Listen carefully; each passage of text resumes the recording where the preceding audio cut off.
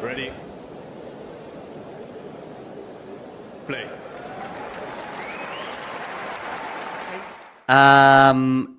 Final match that I want us to hone in on is Joao Fonseca against Hubert Hurkacz. Again, maybe for many on the men's side, this is the one of note. The polls I'm referring to, Terry, are actually in the WhatsApp group that we're in at Talking Tennis. However, there is one on Twitter. In fact, there's more than one.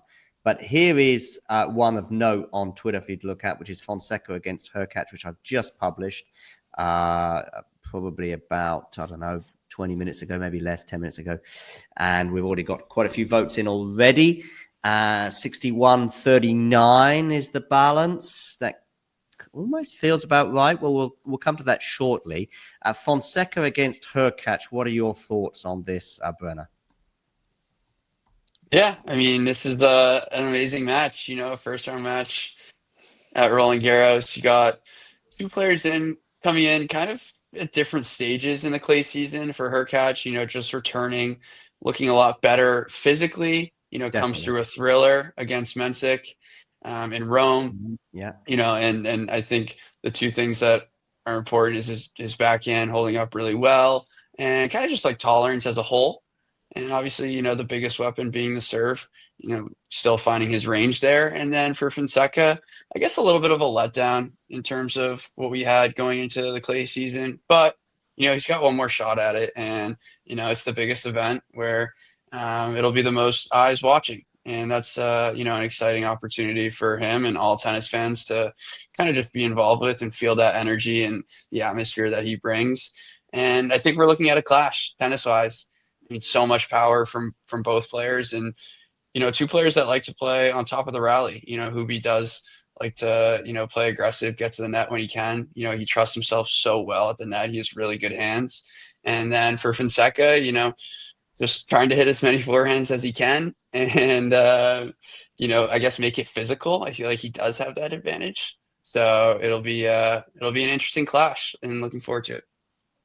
Serve return. Hurkacz's serve versus Fonseca's return may well be where this encounter is won and lost. I'll come to my prediction shortly. Fergus, what are your thoughts when you first saw this draw?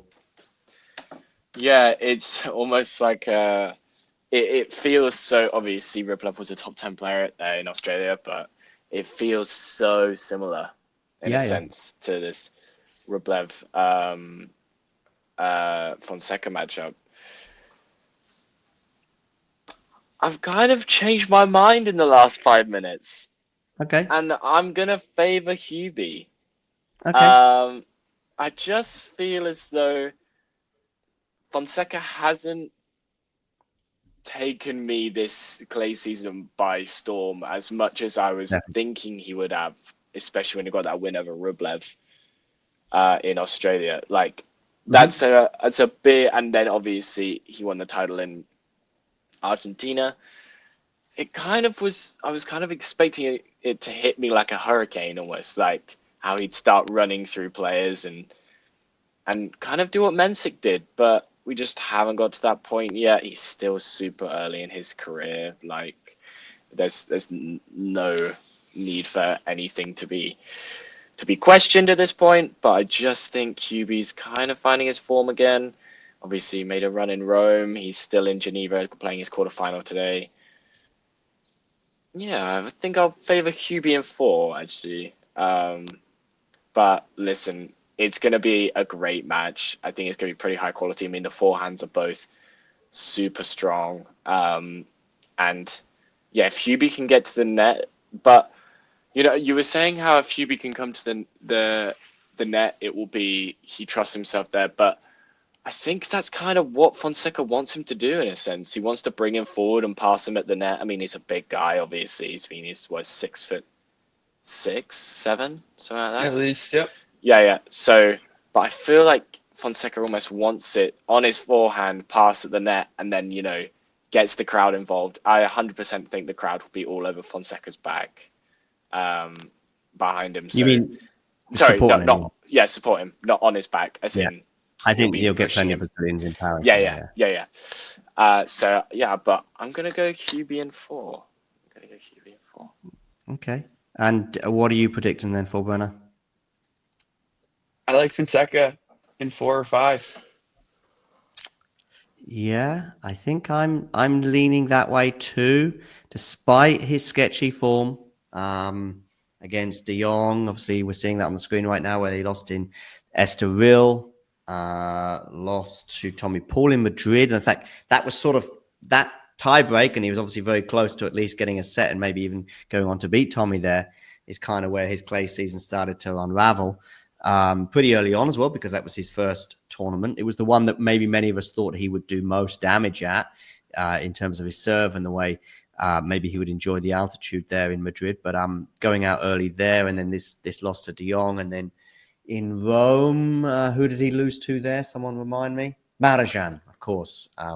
Tricky first round opponent. But again, those 3 losses in a row to Tommy Paul and to De Jong, followed by Marajan, have certainly sort of shaken some of our thoughts about him on clay. In fact, here he is talking on Talking Tennis here, where we've got him speaking in Portuguese, but he does highlight how maybe right now a hard court is still a slightly better surface for him, despite that 250 tournament win in Buenos Aires that I think came to him as a bit of a surprise in his learning curve. However, all of that aside, I think 5 sets actually, despite his tender years, sometimes we think of 5 sets. Obviously, if it's a young and against an old, and you would probably favor the young and over 5 sets if it goes that way.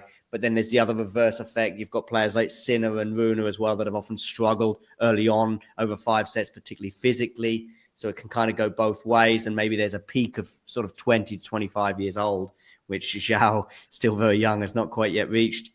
And yet I think he's going to be one of these players, a bit like Carlos, where we're going, oh, that helps. Maybe some of these losses he had over 5 sets, he turns it around. I mean, who knows with the mentality as well of how that Tommy Paul match might have gone. And yeah, I think that'll help him against Hubert, which still can't be trusted 100% physically. And by the way, it is a close one. I think any result, a straight sets win for Hubert, a straight sets win for Joao, or anything in between, is extremely feasible. But I'm going Joao in 4. Brenner, any final thoughts? I think, I wanted to add one more thing, and it pertains to kind of the best of 5, the major format. I think his experience in Australia will help him a bit here. Mm-hmm. And I also think he's the type of player where he's young. His level will fluctuate. He's such a big game, so offensive, so powerful.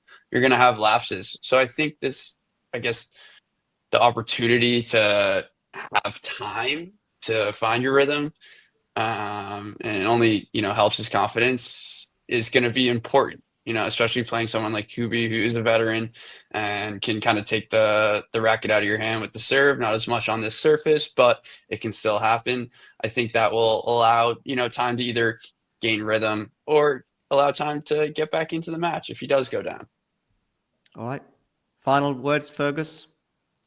No, but I kind of agree with Brenner there that, his level could fluctuate from set to set, and, I could be very wrong in saying Hubie in 4, but yeah, it kind of makes me feel as though that Fonseca could have like this run of 4 games where he's just untouchable, he's landing every forehand, he's returning everything on the baseline, but then I just feel it's going to be interesting to see what outbalances the other, whether Fonseca's lows are a lot worse than are low enough that the highs can't get him over the line. But yeah, it definitely see that his standards will fluctuate definitely throughout the match, but I expect him to at least at the very least take a set. Yeah.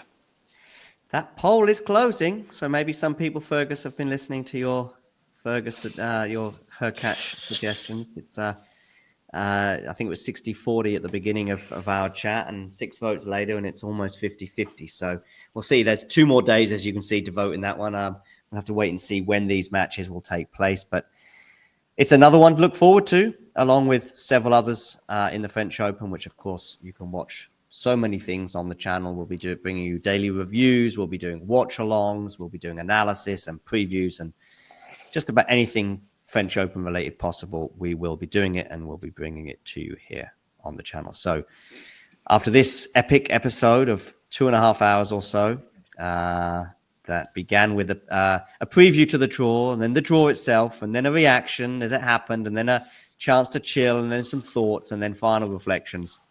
I am now about to bring this to a close. So, Brenna, big thanks to you. Thank you. And as well to you, Fergus. No worries. Thank you very much. Cool. And now you know the truth. If you enjoyed this video, make sure you hit that like button. Don't forget to subscribe and click that notification bell so you don't miss out on all things tennis.